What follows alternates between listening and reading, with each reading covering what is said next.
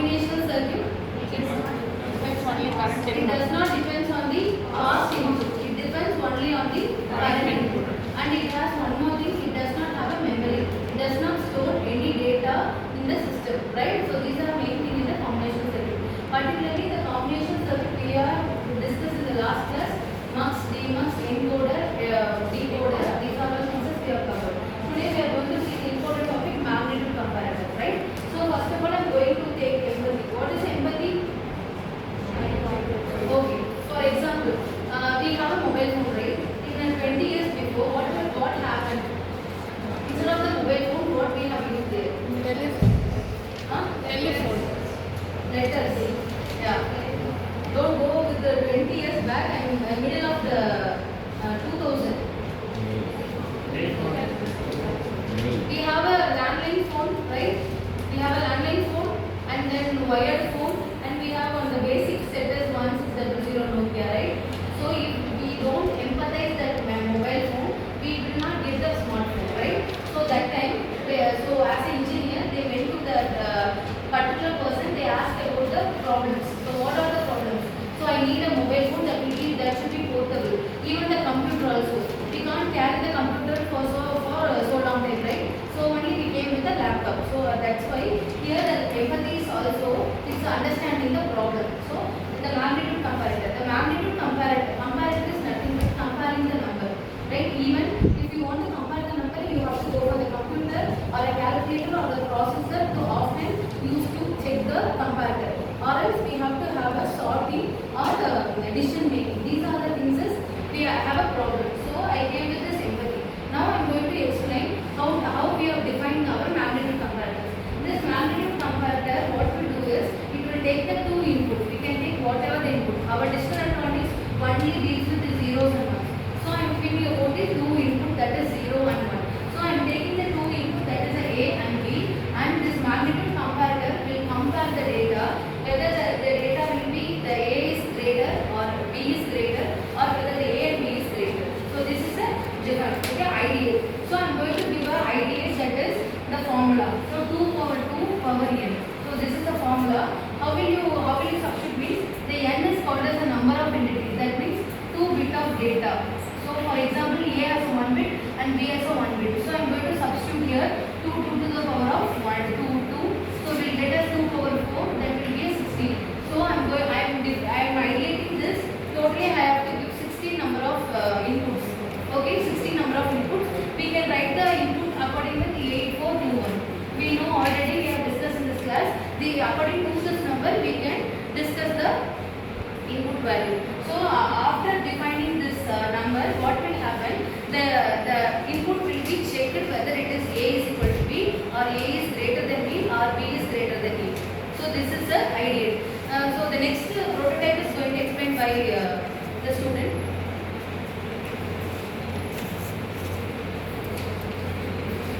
Good afternoon, everyone. I am going to explain about prototype for magnitude comparator. Prototype for magnitude comparator is a simulation used for test how the comparator functions works. It compares one binary number is greater than, less than, or equal to another. First of all, I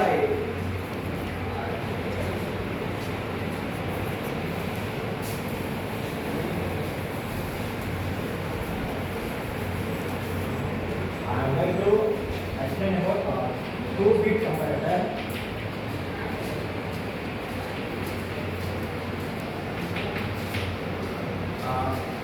We use the formula 2 to the power of n. We have to calculate 2-bit of comparator. So n equal to 2 power 2 equal to 4 16. We input 16 numbers. The first is A and B, then A1 and A0, B1 and B0. It is 16 number of inputs. So first is 0.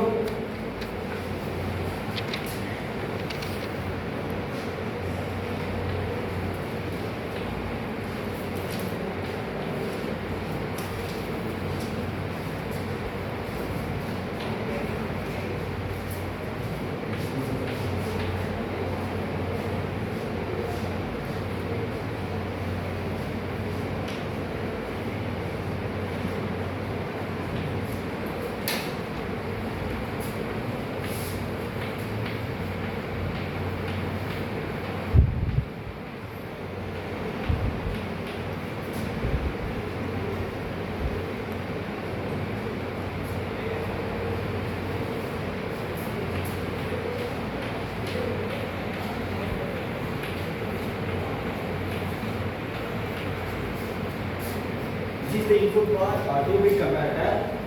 We compare these two input and then these two input. This is from input prototype for Magnitude Comparator. The output testing is explained by this.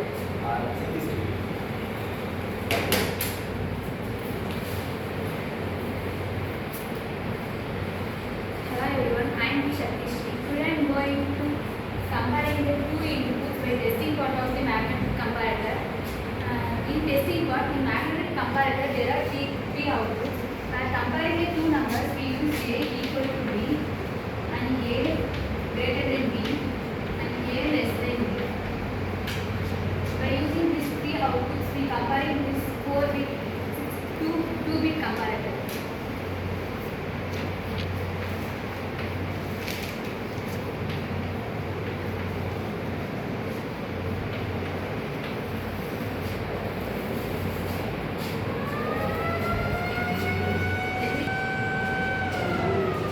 Comparing these two A1 and A0, we get 0 and B1 and B0, we get 0.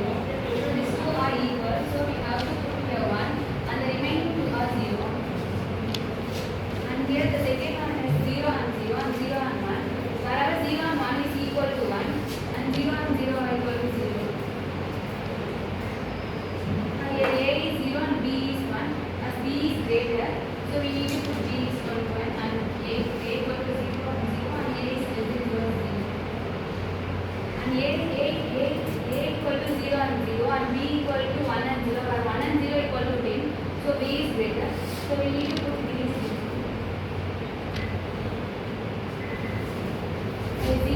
A is 0 and 0 and B is 1 and 1, 1 and 1 equal to 11 and 0 and 0 equal to 0, so B is greater, so we have to put 0.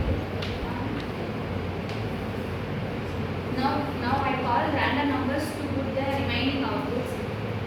Let me call addition to put the remaining outputs.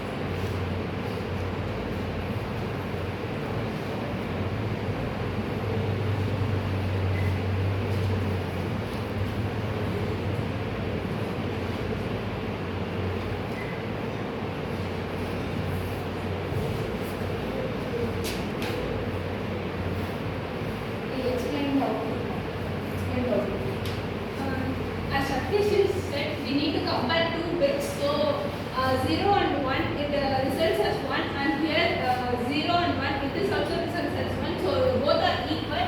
So in the output part, A equal to B, I have written 1 and remaining 2 0.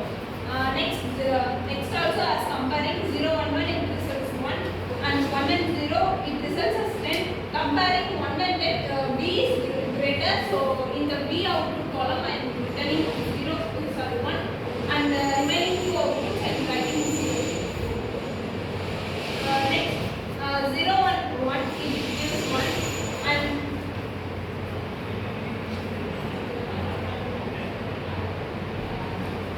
1 and 1, it gives 11. So comparing these two, B is greater and writing B as